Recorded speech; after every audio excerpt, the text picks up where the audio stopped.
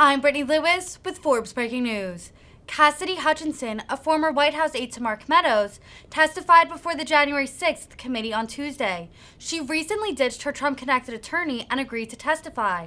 Hutchinson claimed that there were three separate camps of thought in the White House on January 6th.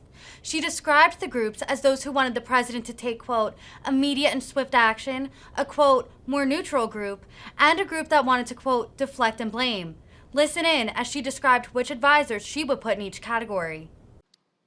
Ms. Hutchinson, in our prior interviews, we've asked you about what the president's advisors were urging him to do during the attack. You've described roughly three different camps of thought inside the White House that day. Can you tell us about those? There was a group of individuals that were strongly urging him to take immediate and swift action.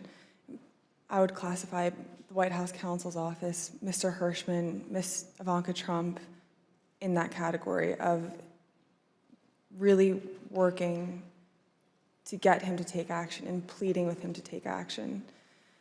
There was a more neutral group where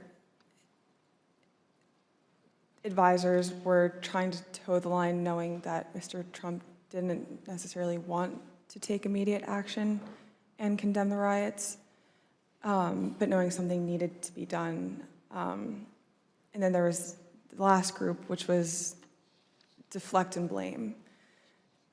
Let's blame Antifa. These aren't our people.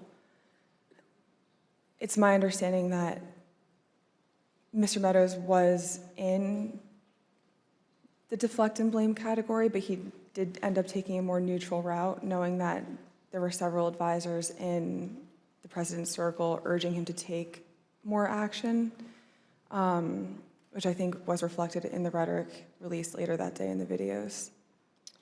You told us that the White House counsel's office was in the camp encouraging the president to tell the rioters to stop the attack and to leave the Capitol. Let's listen. White House counsel's office wanted there to be a strong statement out to condemn the rioters. I'm confident in that. Now let's look at just one example of what some senior advisors to the president were urging. Ms. Hutchinson, could you look at the exhibit that we're showing on the screen now? Have you seen this note before? That's a note that I wrote at the direction of the Chief of Staff on January 6th, likely around 3 o'clock. And it's written on a Chief of Staff note card, but that's your handwriting, Ms. Hutchinson? That's my handwriting. And why did you write this note? The Chief of Staff was in a meeting with Eric Hirschman and potentially Mr. Philbin, and they had rushed out of the office fairly quickly. Mark had handed me the note card with one of his pens and started dictating a statement for the president to potentially put out. And, no, I'm sorry, go ahead. That's okay. There were two phrases on there, one illegal and then one without proper authority. The illegal phrase was the one that Mr. Meadows had dictated to me. Mr. Hirschman had chimed in and said, also put without legal authority. There should have been a slash between the two phrases. It was an or if the president had opted to put one of those statements out.